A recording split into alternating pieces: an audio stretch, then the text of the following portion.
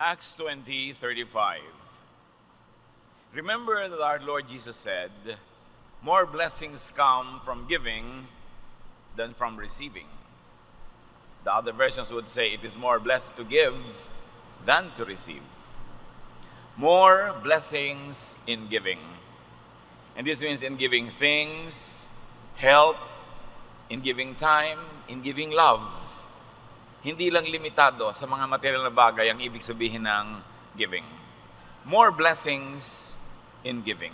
Dear Lord, we ask for a simple message, one that will touch our hearts and move us to doing the right things in our daily lives. Kayo po ang mangaral, turuan niyo po kami, at sa sandaling ito pakalinisin upang maging tama at mainam na sisidlan ng iyong karunungan ang aming isip. Guide us, take us by the hand, lead us. In the name of Jesus, your Son, we pray with thanksgiving. There is more blessing in giving because giving is commanded by God. Yung pa lang, blessing na kasi utos ng Diyos. Pag sinunod mo, naintindihan mo o hindi, alam mo man ang kauuwian o hindi, siguradong blessing yon kasi utos ng Diyos na tayo'y maging mapagbigay, palabigay. And giving is exemplified by God. Siya na ang nanguna, nagbigay ng halimbawa sa pagbibigay. John 3:16, for God so loved the people of this world so much that He gave.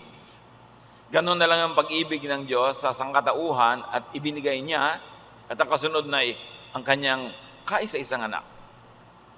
Ang pag-ibig ay nangangahulugan ng pagbibigay. At ang Diyos na ang nanguna at nagbigay ng ganitong halimbawa. Giving is exemplified by Jesus and other godly people in the Bible and even in our present life. Surely, giving is the best thing to do. In fact, Jesus gave the supreme sacrifice Himself. Ano pa ang pwede mong hindi ibigay kung ang sarili ay naibigay mo na? At dahil yun ang naging talab sa buhay ng mga mananampalataya. Sila rin naging palabigay. Acts 2:44-45, all the Lord's followers often met together and they shared everything they had. They would sell their property and possessions and give the money to whoever needed it. Hindi communism o socialism ang umimbento ng ganitong economic and social norm. Ang mga mananampalataya kay Jesus ang nagpasimula nito. Ang mga tunay na mananampalataya ay nagturingan na magkakapatid at ang kulang ng iba ay ibinibigay nung may sobra at dumadating pa sila sa punto na nagbebenta sila ng mga lupain, mga ari-arian para itustos at ibigay sa mga nangangailangan. At ang kasunod na sinabi ng mga verses na ito, and the church grew. And the Lord added to their number daily those who were being saved. At ang kanilang preaching ay hindi salita, kundi gawa. At anong gawa ito? Pagbibigay sa kapwa. Sino nga naman ang aayaw na sumali sa ganyang uri ng kapatiran kung nagbibigayan at nagtutulungan? At gano'n na lang ang kanilang pagkaunawa ng kabutihan ng Diyos na dinaan sa pagbibigay ng kanyang anak na si Jesus, kaya ang bunga ng kanilang pananampalataya ay pagbibigay din. Kaya madaling malaman kung tayo'y tinatablan ng paniniwala natin kay Jesus, tayo'y nagiging mapagbigay. There is more blessing in giving because God promises to bless the giver. Hindi lang naman niya inutos, bagamat utos pa lang sapat ng dahilan para gawin, pero meron pa yon nakakambal na pangako na pagpapalain niya ang mga palabigay. Sa katunayan, sa sinabi ni Jesus na halimbawa o illustration nung paghuhukom sa dulo ng panahon, yun daw mga dadalhin sa kaharian ng Ama ay yung mga gumawa ng mabuti at nagbigay sa kapwa. Matthew 25:34 and 40, story ito ni Jesus. Then the king will say to those on his right, my Father has blessed you. Come and receive the kingdom that was prepared for you before the world was created. Whenever you did it for any of my people, no matter how unimportant they seemed, you did it for me. Lahat daw ng ginawang mabuti sa kapwa, ituturing ng Diyos na ginawa sa Kanya, kaya siya ang magbabayad, magtutumbas, magsusukli, maggagantimpala. At sa Proverbs 11:24, sometimes you can become rich by being generous or poor by being greedy. Yan daw ang batas ng Diyos, na payayamanin ka ng iyong pagbibigay at maaaring pagdahupin, paghirapin ka pag masyado kang sakim at makasarili. Baligtad, you keep that which you give away and you lose what you selfishly try to keep. There is more blessing in giving because the more people give, the more they receive. That is the rule of God. Sigon sa iyong ibinibigay, based on what you give, is what you will receive from God. Luke 6:38, if you give to others, you will be given a full amount in return. It will be packed down, shaken together, and spilling over into your lap. The way you treat others is the way you will be treated. Although these verses are often used in reference to giving donation, to giving offerings and tithes and everything, the original and the first meaning of this is giving forgiveness. At kung paano ka daw nagpapatawad sa kapwa, ganun ka rin patatawarin ng Diyos. Kung kuripot ka sa pagbibigay ng patawad, kuripot din sa iyo ang Diyos. Kung masagana kang magpatawad sa kapwa, masagana rin ang pagpapatawad sa iyo ng Diyos. Ang panukat na ginagamit mo sa iba, ang siyang gagamitin sa iyo. So dapat talaga mapagpatawad tayo, mapagbigay, dahil tayo'y maka-Diyos, at kung hindi ka naman talaga maka-Diyos, dahil lang matalino ka, magiging mapagbigay ka pa rin, at mapagpatawad, kasi kung ano ang ibinibigay mo sa kapwa, yun lang din ang ibibigay sa iyo ng Diyos. So, the blessing and the forgiveness that you receive from God is limited only by your own giving of forgiveness and giving of love to others. Ikaw ang nagpapasya kung paano ka itatrato ng Diyos. Yun ay kung paano mo tinatrato ang iyong kapwa. The more people give, the more they are protected from loss. Sasabihin ng iba, magbibigay pa ba ako? Kapos nga ako. Magbibigay ba ako? Kailangan ko ng puhunan. Magbibigay ba ako? Kailangan ko. Pero ipinangako sa Malakay 3:10-11, I am the Lord all-powerful, and I challenge you to put me to the test. Bring the entire 10% into the storehouse, so there will be food in my house. Then I will open the windows of heaven and flood you with blessing after blessing. I will also stop locusts from destroying your crops and keeping your vineyards from producing. Sabi niya, ako ang pinakamakapangyarihan sa lahat, di ba? At dahil sa kapangyarihan yan, batay sa kapangyarihan yan, hinahamon ko kayo, subukan niyo ako. Sabi niya, at pag ginawa niyo yan, bubuksan ko ang bintana ng langit at pababahain sa inyo ang pagpapalang malat tsunami. Sabi niya, at higit pa riyan, pipigilan ko ang mga balang, ang mga insekto, ang mga salot, ang mga peste sa pagsira sa inyong mga tanim. Ibig sabihin, kung ikay palabigay at matapat, the Lord protects your livelihood from all kinds of threats. Ipagtatanggol ka niya sa magnanakaw, sa mga manggagancho, sa mga maninira, sa mga manunuba, sa lahat. Amin ganun. Subukan niyo ako. Nagpapasubok nga siya eh. There is more blessing in giving because the giver is in control. Masarap yung nagbibigay eh. Ikaw ang may control ng sitwasyon. You can give what, when, where, to whomever, however you like. And the giver can derive great pleasure from such giving. If our heart is in the right place, we derive great pleasure when we give. Masarap magbigay pag ang puso nasa tama ng lugar. Hindi sumasama ang loob mo. Lalo't ang binibigyan mo ay talagang karapat dapat bigyan. O nangangailangan talaga at hindi kayang tulungan ng sarili. Pagtulong mo noon, tumataas ang espiritu mo. It is a source of great pleasure to give.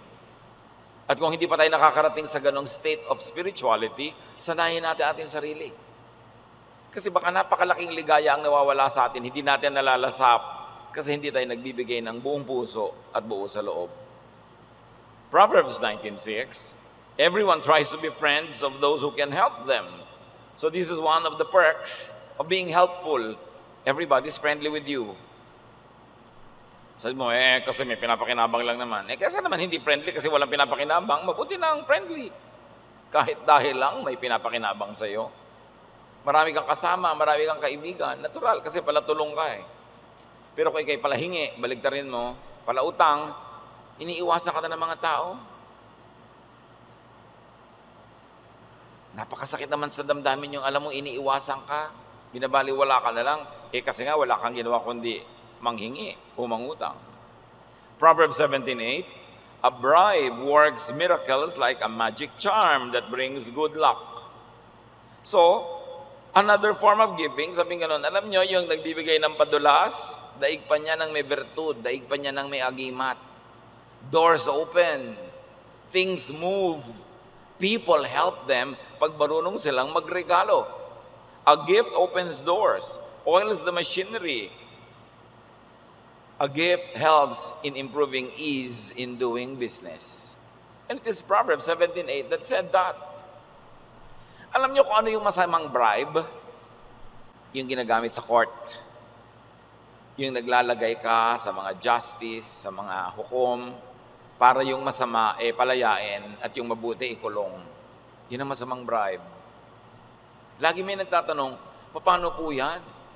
Pagka pinapamerienda po yung clerk, ang bilis-bilis kung lumakad ng papel ko. Di pa meriendahin mo. Ano naman ang masama doon? Pinamerienda mo pala, lumakad yung papel mo. Ang masama, yung nagbibigay ka sa hukom na yung guilty kong kamag-anak, huwag mong pagiltihin ha. O kaya yung hindi guilty na itinakdal ko, yun ang pagiltihin mo. Heto ang bribe. Yun ang napakasamang bribe kasi mayroong napapahamak. Pero pakain ka lang naman ng clerk sa City Hall, binigyan mo ng turon. Ano na ba naman yun? Kahit nga hindi siya clerk doon masama na bang magpakain ng kapwa-tao? Sabi ng Proverbs 17:8, a bribe is a charm to its giver. As long as it is not to thwart justice, not to pollute correctness in the rendition of justice. Laging may konteksto ang mga verses. There is more blessing in giving because deeper happiness, deeper satisfaction is not in keeping but in giving. Parang pagka ikaw ay empacho na, yung ang dami-dami mong kinain, may indigestion ka na, the pleasure really is in making it go out of your system. It is in giving it up. There is great pleasure in letting go, especially of your biological processes. Ganon din yung mga bagay, may pleasure yung pagbibigay. Proverbs 11:26, people curse the one who hoards grain, but they pray God's blessing on the one who is willing to sell. Of course, the context is may tag-gutom, people, traders are hoarding grain para taasan ang presyo, ayaw nila magbenta, at sa ganun daw mga panahon, sinusumpa ng mga tao yung ayaw magbenta, at idinadalangin nilang pagpalain pa ng Diyos yung nagbebenta, lalo sa mababang halaga. In other words, yung nagbibigay at nagdaramot, magkaiba na magiging trato mula sa mga tao, and the more giver the person is, the more siya ipapanalangin ng kapwa. Proverbs 11:25, a generous person will prosper. Whoever refreshes others will be refreshed. Napapansin nyo ba kahit sa mga kamag-anak, yung kamag-anak, kaibigan, kapitbahay na palabigay, siya itong hindi maubos-ubusan na binibigay. Yun namang maramot, laging wais, laging nang lalamang, siya naman yung laging kapos. O kaya ang dami-dami niyang naipon sa kanyang pagiging makunat, tapos isang dilubyo lang, ubus agad, wala lahat, baliwala ang kanyang buong karamutang inipon. That is why giving is better than receiving. There's a very big problem with give me. Bigyan mo ako. Malaki ang problema niyan because people do not usually give. People do not usually give as you want them to. Pagka ikay palahingi, palaasa, malamang mabibigo ka lang lagi. Kasi hindi naman laging ibibigay sa iyo ng tao ang gusto mong ibigay niya. So kung ang mode ng iyong buhay ay manghingi kaysa magbigay, maraming beses you will only be frustrated. Because people who ask, people who depend on others are bound to be frustrated. One other difficulty, kung nando ka sa receiving end at hindi sa giving end, recipients are not in control. In fact, recipients could be controlled because recipients could get indebted. Pag ikaw ang nagbibigay, para ka ng boss. Ikaw ang nagbibigay kahit na hindi nakakatawa yung joke mo, tawa na ng mga tao kasi may regalo ka, may bigay ka. Pero kung ikaw yung binibigyan, baligtad. No? Wala kang control. Kung ano lang ibigay sa'yo, kung kailan ibigay, magkano ibigay. Tapos, nakatali ka, may utang na loob ka.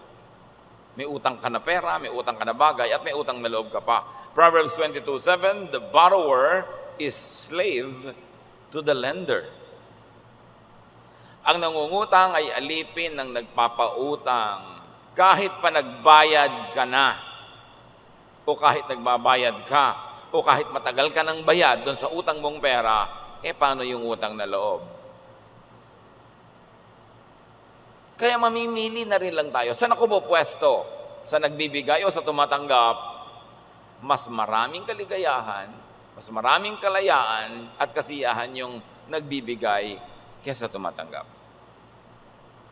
Kaya dapat ang tao, sa abot kaya ng lakas, maging masigasig na kumita para hindi siya manghingi at kumita ng sobra para siya pang magbigay. Dapat sikapin ng tao na hindi siya palaasa. At kung umaasa man siya paminsan-minsan, hindi lagi. At kahit siya umaasa at nabibigyan, nagsusukli siya kahit paano. Hindi yung pagka nagsalita yung nagbibigay sa'yo, para ka ng pinitpit na luya, wala ka nang masabi. Bow ka na lang ng bow kasi get ka ng get. It's not a dignified way to live. To be receiving all the time. Unless you're too old, too young, or too sick. And I always emphasize that. Pero ang dami-daming malalakas ang katawan, palahingi. Sila pa yung malakas gumastos. Sila pa yung tampurista pag hindi nabigyan. At sila pa yung maluho. Ephesians 4:28, if you are a thief, quit stealing. Be honest and work hard so you will have something to give to people in need.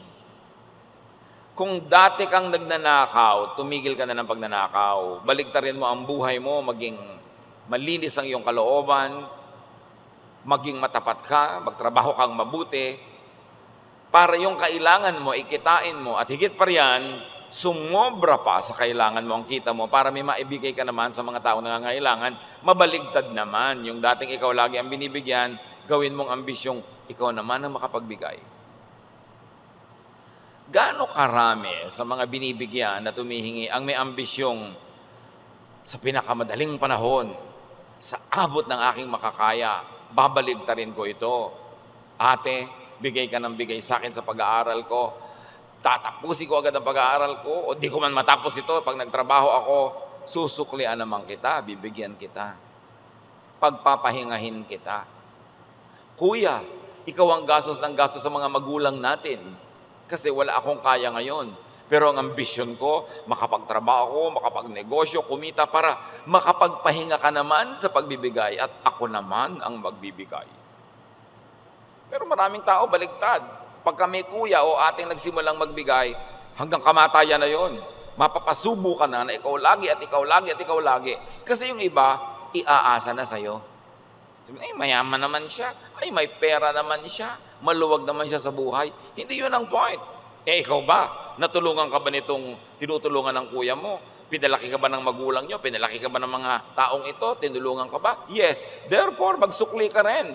Kahit na may nagbibigay na sa kanila na mas mapera sa'yo, ikaw may obligasyon pa rin magbigay. Dapat ang obligasyon ng tao, lalo't nakatanggap, ibaligtarin yon at siya naman ang makapagbigay. Hindi yung lagi na lang na iaasa mo, exempted ka na dahil lang mahirap ka. Receiving what you do not earn or you do not deserve is stealing. Halimbawa, tanggap ka ng suporta mula sa iyong tiyo, tiya, ate, kuya, kung sino man. Deserve mo ba? Bakit ka naman sinusuportahan? Dahil ang aga mo nag-asawa, nagkaroon ng mga anak, tungkulin na nilang suportahan ka. Bakit? Tinulak ka ba nila mag-asawa? Tinulak ka bang magkaroon ng anak ng maaga? Nagkaanak ka na maaga, di maghanap buhay ka para buhayin mo yung anak mo. Hindi iaasa mo sa iba. Yung umaasa ka sa iba na hindi mo naman deserve, hindi mo na-earn, hindi mo itinanim, tapos umaani ka, stealing yon. Because you don't deserve it. It is not rightfully yours.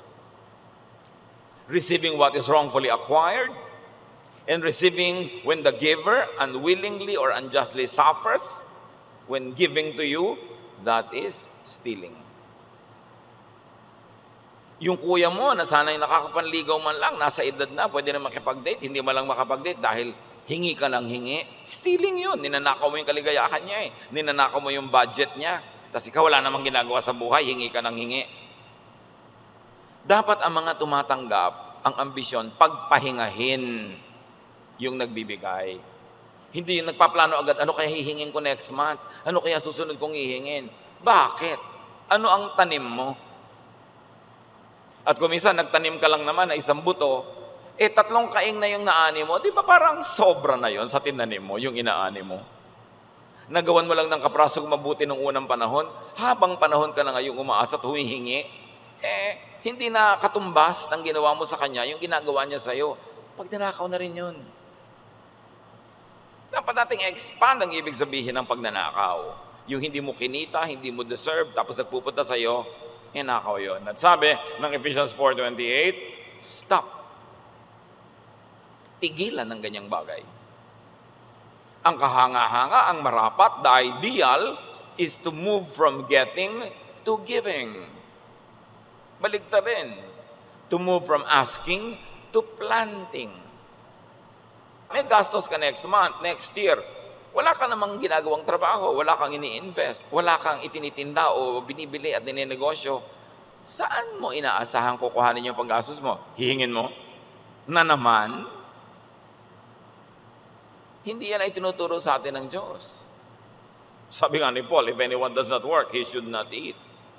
So, ang sabi ng verses na binasa natin, stop stealing and asking and receiving. And be self-supporting, be self-sustaining.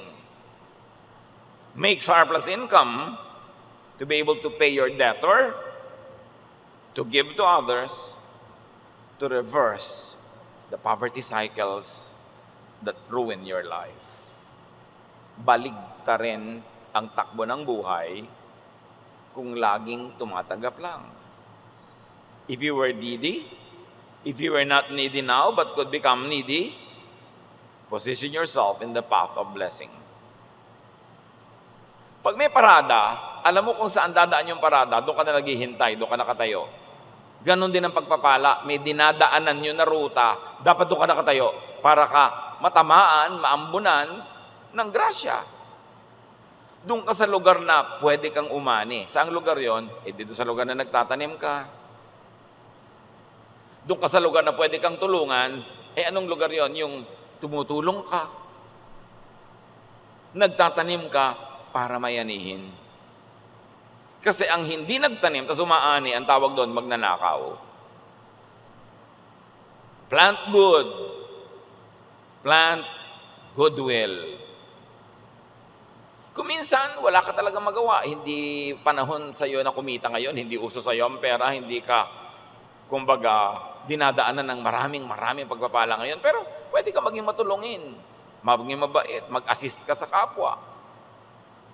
Gamitin mo ang lakas na natitira sa iyong katawan para makabuti sa kanya, gumawa ng mabuti sa kanya, paglingkuran siya, para naman kung bigyan ka, deserve mo naman kahit paano. O kaya, maisipan man lang niya tuloy na bigyan ka. Do good. Yung paggawa ng mabuti, magandang tanim yan. Hindi naman lahat ng pamumuhunan, pera ilalagay mo sa negosyo eh. Yung paggawa mo sa mabuti sa kapwa, puhunan din yun. Pwede din yun na magbunga. Give. And very importantly, do not ask needlessly. Huwag kang hihingi na hindi mo talaga kailangan. Para kung dumating yung totoong kailangan at wala kang pangtustos, may mukha ka pang ipakita para manghingi. Hindi yung kaya maliit, malaking bagay, humihingi ka. Emergency at hindi emergency, humihingi ka. Pati pang party, pang forma, pang yabang hinihingi mo pa. Pagdating ng panahon na naputol yung paa mo at kailangan niya ng karugtong nabibili na paa, kahit paa ng baka, pata, crispy pata, pag humingi ka naman sa kapwa mo, tulungan ka kasi hindi pa pagod at sawa sa paghingi mo. So in other words, huwag mong gamitin yung credit line mo in a very foolish way. Ireserba mo yung iyong goodwill. Do not ask, let's say, do not ask too much and too long. Makahalata ka na ilang buwan ka nang binibigyan, ilang taon ka nang binibigyan. Kailan titigil yon? Pag lang patay na yun, nagbibigay sa'yo? Mag-isip. Hindi ko patuloy kang binibigyan, buong puso kang binibigyan, lalo sa mga Pilipino na kababayan natin. Minsan talagang ang sama na ng loob mo, wala ka na maibigay, hirap ka na, pero hindi mo pa rin pinapahalata, binibigay mo pa rin. Pero yung bang ganong kagandahang loob ng nagbibigay, dapat nating pagsamantalahan. Hindi kumikibo ay hindi nagdurusa. Hindi kumikibo ay madali sa kanya ang ginagawa niya. Baka hindi lang talaga siya paladaing. So be kind to others, especially be kind to your giver, and be kind to your potential giver. Bata ka pa. Ang sungit-sungit mo sa mga bata. Malakas ka pa, kayang-kaya mo masuportahan ang sarili mo. Pero hindi mo ba naiisip, baka dumating ang panahon na mabuhay ka na lang sa awa ng mga batang ito na sila na yung may edad at ikaw ay super tanda na, hindi mo ba naiisip na pwede mo sila maging potential givers? Hindi mo ba naisip na yung kapitbahay, pwede mo maging potential giver? Kung wala kang kotse, wala kayong sasakyan, malayo kayo sa sibilisasyon, tapos madaling araw, naghihingalo ka, madala ka man lang sa ospital dahil meron siyang sasakyan. Hindi mo siya kailangan ngayon, ibig sabihin, hindi mo na siya kakailanganin kahit kailan. Kaya napakalaking kahangalan na makipag-away sa kapitbahay. Makipag-away sa mga nasa paligid. Kasi pag bigla ka nanigas at nagpagulong-gulong dyan, yung nasa paligid mo dadampot sa'yo. Be kind to your potential givers and helpers. Proverbs 11:17, kindness is rewarded. It's a rule. If you're kind, you'll be rewarded. Hindi laging doon sa ginawan mo ng mabuti dadaan ang pagpapala sa'yo, kuminsan sa iba, pero babalik at babalik sa'yo ang inihagis mo sa langit. Kung ang inihagis may kabutihan, kabutihan ang babalik sa'yo. Pag ang inihagis may kasamaan, kasamaan ang babalik sa'yo. Kaya yung mga tao nagtataka, bakit kaya nagkakaganito yung buhay ko? Isipin mo kung anong inihagis mo ng araw sa langit. Kasi kung yan ang bumabalik, ibig sabihin, yan ang hinagis mo. Hindi naman pwede magkamali ang Diyos. Yung hinagis mo sa iba tumama. God is just. Galatians 6:7, you will harvest what you plant. Especially self-reliance and non-dependence. Pag sinanay mo ang sarili mo maghanap buhay, sinanay mo ang sarili mong magtiis kung wala, huwag manghingi na manghingi lagi, sinanay mo ang sarili mong maging productive and fruitful, babalik at babalik yan. Invest in yourself. Train yourself to be fruitful para hindi ka humihingi, ikaw pa ang nagbibigay. 2 Corinthians 9:6, remember this saying, a few seeds make a small harvest, but a lot of seeds make a big harvest. Konti ang tanim, konti ang ani. Maraming tanim, maraming ani. Invest in, give to many ventures. Give to many potential helpers and givers. Ecclesiastes 11:1-2. Be generous and someday you will be rewarded. Share what you have with 7 or 8 others because you never know when disaster may strike. Sabing ganun. Maging palabigay ka at magagantimpalaan kapag dating ng araw. Magbigay ka sa 7, 8 iba-ibang tao kasi hindi mo alam kung sino dyan ang magsusukli, kung sino dyan ang magbabalik sa'yo. So don't put all of your eggs in just one basket. Don't be kind and nice to just one person. Paano kung pagdating ng araw, selfish pala siya? O nagkaroon siya ng asawang selfish, edi wala ka na. O ang bait-bait niya, bigla siyang nadaganan ng natutumbang puno ng kamatsile. natusok siya ng tinik ng kamantsili at na-infect siya at bigla siyang namatay, o di wala na, kaisa-isa lang yung minahal mo, namatay na, wala na. Kaya sabi, damihan mo. Be kind to many. Ganon din yung negosyo. Huwag lang isa. Diversify a little bit. Para pag hindi uso yung isa, hindi kumikita, may isa ka pang pwedeng asahan. Don't put all of your eggs in one basket. At huwag kang kung may isang ginawang tama ay tama na. Dapat sige ka pa ng sige. Kasi hindi natin alam kung alin sa mga project natin ang magkiklik. Ecclesiastes 11:6, plant your seeds early in the morning and keep working in the field until dark. Who knows? Your work might pay off and your seeds might produce, or whether both will do equally well. So, ganun, may ginagawa ka ng ganito, may ginagawa ka pang iba. Hindi isa lang. Para pag inabot ng dilubyo yung ginagawa mong isa, may isa ka pang pwedeng sandalan at asahan. And remember, in the context of our topic, giving is actually investing. Kaya mga maramot, hindi nagbibigay, ang totoo, hindi sila namumuhunan, so huwag silang umasa ng tubo. Huwag silang umasa ng harvest kasi hindi sila nagtanim. But beyond just investing, give for enjoyment. Isang sikretong balong ng kaligayahan ang pagbibigay basta't galing sa puso. At hindi masama na sa paggawa mo ng mabuti sa kapwa ay umaasa kang gagawa ka niya ng mabuti. Normal lang yon. Hindi masama sa isang magulang na ibigay ang lahat-lahat sa kanyang mga anak at inaasahan niyang pagdating naman ng araw ay ibigay ng mga anak niya ang lahat-lahat sa kanyang katandaan. Hindi masama yon. That's the law of life. 1 Corinthians 9:10, whoever plows and threshes should be able to do so in the hope of sharing in the harvest. Sino man daw ang nagbubungkal ng lupa, nag-aani, dapat ginagawa niya yun dahil umaasa siya na mayroon siyang parte sa ani. Hindi siya bungkal ng bungkal, tanim ng tanim, hirap ng hirap, tapos wala naman pala siyang mapapala. So hindi masamang mag-isip na may mapapala ako sa ginagawa kong mabuti. Normal lang yun. That's the law of nature. Plant to harvest, and it's not wrong to expect to harvest if you planted. Ikaw na tinaniman ng mabuti, ginawaan ng mabuti, ang masama ay kung di ka magsukli, di ka magbalik, di ka magbigay. 2 Timothy 2:6, and farmers who work hard are the first to eat what grows in that field.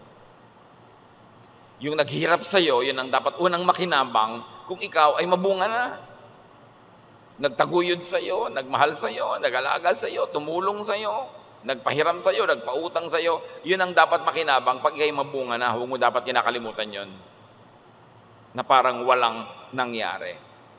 Maraming mga kapatid, matapos paghirapan na tulungan ng kanilang mga ate, mga kuya, maging ng kanilang magulang, oras na nagkaasawa na, nagkaka-amnesia. Wala nang alam na gawa ng mabuti kundi asawa niya, at kung nagkaanak yung anak niya, nakalimutan na yung magulang, nakalimutan na yung mga tiyo, mga tiya, nakalimutan na yung ate at kuya, kasi ang mundo niya umikot na lang sa kanyang asawa at anak. No! Gawan mo ng mabuti ang iyong asawa at anak, pero huwag mong limutin ang lahat ng tumulong sa'yo. Kailangan kasama sila sa ani, kasi sila ay nagtanim. Kaya masama naman yung asawa ka ngayon, sinosolo mo na lang tong asawa mo, sinosolo mo ang kita niya, inilalayo mo sa mga kamag-anak. Bakit? Ikaw ba nagpakalaki dyan? Ikaw ba nagpaaral dyan sa napangasawa mo? Hindi naman. Tapos gusto mo, ikaw na lang aani? Tanim mo ba yan? Dapat ang tao lumalagay sa lugar. Hindi mo ipinagdaramot yung asawa mo sa kanyang mga kamag-anak. Hindi puro kamag-anak mo lang nakikinabang, yung kamag-anak ng asawa mo, puwera na. Lahat ng tumulong sa inyo, kaysa lalaki, kaysa babae, pare-pareho niyong susuklian. Dahil lahat ng nagtanim, sabi ng Diyos, dapat umani. Receiving without giving back does not complete the cycle of receiving and giving. It does not complete the circle of life. So be grateful, be generous to those who helped you and who are still helping you. Beneficiary, give back to your benefactor. Recipient, give back to your giver. Give to others, even to those who have not given to you, so that you could start another cycle of planting and harvesting. Kung meron tayo dahil pinapauso, Yun yung pagiging mapagbigay, hindi pagiging maramot. Kasi kung minsan, pag naging madamot ka, yan ang kokopyahin ng lahat. Lahat madamot na. Pero pag may nagbigay, lahat naman nagbibigay din. Magpauso tayo kung ano yung mabuti, kung ano yung maganda. And those who are blessed should expedite becoming blessings themselves. Pagka ikaw ay tumatanggap, dalian mo yung panahon na matatapos ang pagtanggap mo para mabaligtad mo na ikaw naman na magbigay. Dapat goal natin yon. Ang aking pangarap ay tumigil umasa, tumigil humingi, kundi mabaligtad ito. Ako naman ang makapagbigay. Ako naman ang pwedeng asahan. That is the circle of a godly life. From receiving to giving. And that is what God would like to see happening in our lives. Panginoon, turuan niyo kami na i-apply ito sa aming buhay. Papaano mapapaluwag namin ang buhay ng lahat sa paligid sa pamamagitan ng magiging mapagbigay at hindi pala asa lamang. Balansehin namin, Panginoon, na sa bawat tinatanggap namin, meron din kaming ibinibigay. At dan sa gayon, maluwalhati kayo. And the laws that you have crafted, that you have created, that govern life, will be implemented. And this life will be in order. Abundant, happy, restful. Pag-isipan natin, mga kapatid, ang mga bagay na ito at higit sa Diyos ang kakayahan na ito'y mailapat sa ating pang-araw-araw na buhay. Lord, as your people ponder this wisdom, let your voice be heard. Teach us how to make it personal, how to apply it in our daily life.